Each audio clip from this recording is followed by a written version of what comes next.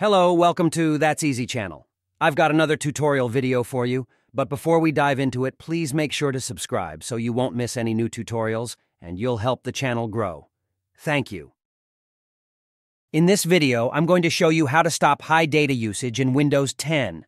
First, we got to type PC in Windows search bar, and then we got to right-click on this PC and choose Manage.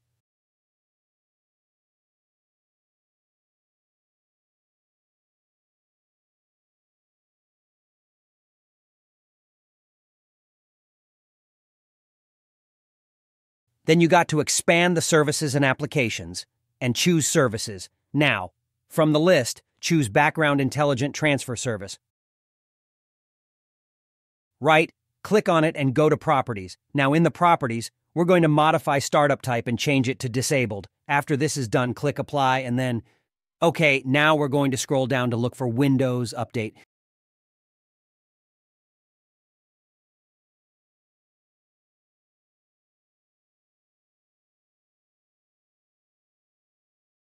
We go to Properties again and again. We change the startup type to Disabled. After that, we click Apply and OK. So this is it. Make sure to like and subscribe. Thanks for watching and see you next time.